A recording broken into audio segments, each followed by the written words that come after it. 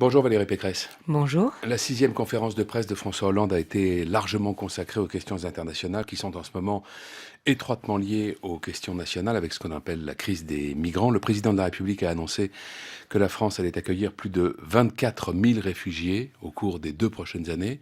Est-ce trop ou pas assez? Mais je crois que la France a toujours été au rendez-vous de sa vocation universelle d'accueillir les réfugiés politiques. Nous avons un devoir d'asile des peuples persécutés dans le monde et vous savez que j'ai été l'une des premières à tirer la sonnette d'alarme sur la situation des chrétiens d'Orient et des minorités persécutées par Daesh. Je me suis rendue en Irak dans les camps de réfugiés et je crois que c'est à l'honneur de la France d'être toujours aux côtés des réfugiés, mais en même temps, et là, le bas blesse, le discours est tronqué. Je n'ai rien entendu sur l'intransigeance et la fermeté nécessaires vis-à-vis des migrants économiques qui arrivent clandestinement en France et qui sont déboutés du droit d'asile et qui ne sont jamais raccompagnés chez eux par ce gouvernement. Le gouvernement précédent avait une politique de retour dans les pays d'origine. Nous devons impérativement remettre en place cette politique, sinon nous n'aurons pas les moyens d'accueillir dignement les réfugiés politiques. Est-ce que le mécanisme d'accueil obligatoire que François Hollande et Angela Merkel veulent mettre en place dans l'Union européenne peut fonctionner selon vous? Le sujet, évidemment, c'est celui du consensus européen. Il n'existe pas à ce jour. Faut-il avancer en coopération renforcée avec un petit nombre d'États qui sont volontaires? C'est probablement la solution la plus, j'allais dire, efficace. Aller avec la Grande-Bretagne, avec l'Allemagne, avec un certain pays. Maintenant, le sujet, c'est est-ce que tout ceci ne remettra pas en cause Schengen si un certain nombre d'États membres refusaient d'appliquer l'accord. Mais l'accord, je le dis, ça n'est qu'un pansement sur une blessure qui est très profonde, qui s'appelle la Syrie. Sur une blessure très profonde, sur une arme qui est en train de mener une guerre face au monde qui s'appelle Daesh. Et là où je trouve que le président de la République donne le sentiment de subir, c'est que nous n'avons pas réussi à avoir une parole suffisamment puissante pour faire de la guerre contre Daesh la grande cause des grandes nations, et notamment amener avec nous l'Iran, amener avec nous la Russie, amener avec nous la Turquie et les pays du Golfe dans cette guerre que nous devons mener à Daesh sur le terrain, au sol, en Syrie, au sol pas avec des troupes françaises, mais au sol avec des troupes de la zone. Mais y compris française? Non, des troupes de Non. la zone. Il faut qu'aujourd'hui, la grande cause du Moyen-Orient. Nous avons au Proche et au Moyen-Orient des millions de réfugiés qui viennent dans tous les pays de la zone et nous avons des pays qui restent très ambigus. La Turquie reste ambiguë, les pays du Golfe s'engagent à moitié et quant à l'Iran et à la Syrie, leur soutien à Assad leur fait oublier qu'il y a aussi une mission internationale de sécurisation de cette zone. Alors François Hollande a évoqué hier les causes de ces gigantesques mouvements migratoires et il veut étendre le champ d'action de la France contre Daesh à la Syrie, les opérations étant jusqu'à maintenant limitées à l'Irak. Des vols de reconnaissance commencent dès aujourd'hui.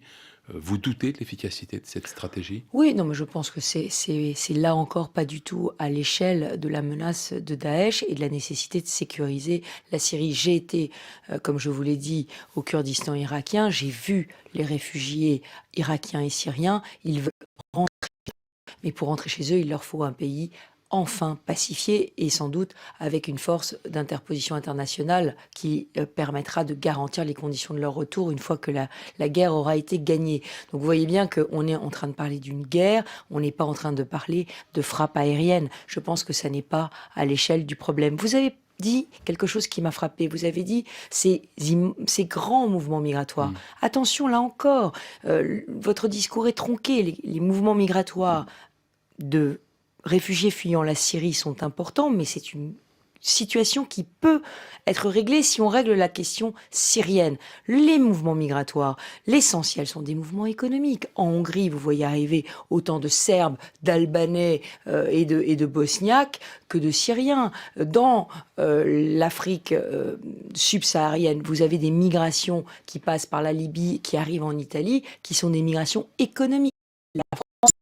L'Europe doit être intransigeante dans son refus d'accueillir les migrants économiques. C'est la condition d'acceptabilité de l'accueil des réfugiés Mais politiques. alors, une réforme du droit d'asile est en préparation. Que faut-il faire? Il faut être beaucoup plus rapide dans les procédures, il faut être beaucoup plus ferme, beaucoup plus dur dans le rendu des décisions. Bon, il faut surtout être beaucoup plus rapide.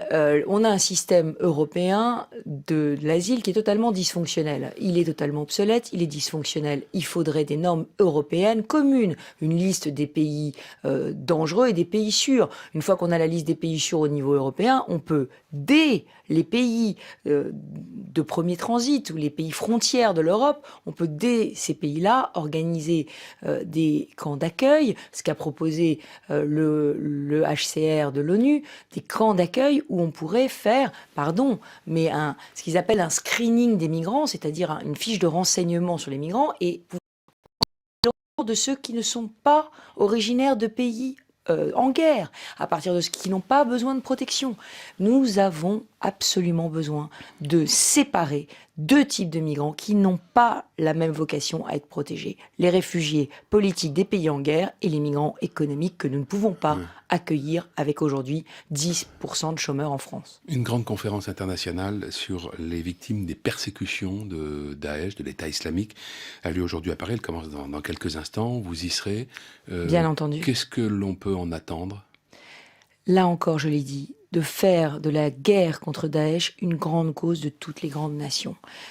Il y a aujourd'hui une ambiguïté de la Turquie, des pays du Golfe, de l'Arabie Saoudite. On a une ambiguïté, on a une passivité actuelle de l'Iran et de la Russie. Tout ça n'est pas acceptable. Nous devons vraiment mobiliser le monde. C'est une gangrène, et c'est une gangrène qui ne se limitera pas à l'Irak et à la Syrie. Daesh a fait alliance avec Boko Haram. Daesh est en ce moment en train d'arriver en Palestine. Daesh sera bientôt une force au Pakistan. Nous avons aujourd'hui à lutter, nous sommes en guerre contre Daesh tous. La France devrait-elle, selon vous, mettre en place un plan d'accueil spécifique pour les chrétiens d'Orient? Alors c'est déjà le cas, en réalité, sans tambour ni trompette, le plan est déjà mis en place, puisqu'il y a un an, quand j'ai créé le groupe pour la défense des chrétiens d'Orient et des minorités persécutées par Daesh, nous avons réuni de manière transpartisane des élus de droite, de gauche, et nous avons organisé dans les mairies, un réseau de maires amis des chrétiens d'Orient, qui d'ailleurs n'ont pas limité leur accueil aux chrétiens, qui ont aussi accueilli des Turkmènes chiites, des Yazidis, toutes les minorités persécutées par Daesh. Nous avons organisé, sans tambour ni trompette, ce réseau, et c'est pour ça la culpabilisation des Français ou la culpabilisation des maires. Aujourd'hui, cet accueil des réfugiés, nous l'avons organisé, y compris dans les mairies de droite. Et je le dis au gouvernement. En un mot, sur la réforme du Code du travail et la réduction d'impôts de 2 milliards d'euros en 2016, annoncée par le président de la République, est-ce qu'il vous a convaincu? Mais plus personne n'y croit. Enfin, en juin, nous avons eu une loi présentée par M. Rebsamen, éphémère ministre de Travail, sur, soi-disant, l'assouplissement du droit du travail. Nous avons présenté à l'époque la fin du contrat à durée déterminée. Nous avons présenté le doublement des seuils sociaux pour essayer de l'assouplissement des 35 heures par accord d'entreprise. Tout ça a été rejeté par le gouvernement. Alors, on ne peut pas revenir en troisième saison en nous disant on va refaire encore une loi. Plus personne n'y croit. Et quant aux baisses d'impôts, les Français ont bien compris qu'on prenait d'une main ce qu'on redonnait de l'autre, c'est-à-dire que les baisses d'impôts, ça se traduit par des hausses de taxes et que finalement, au bout du compte, on paie toujours plus. Merci Valérie Pécresse. Bonne journée.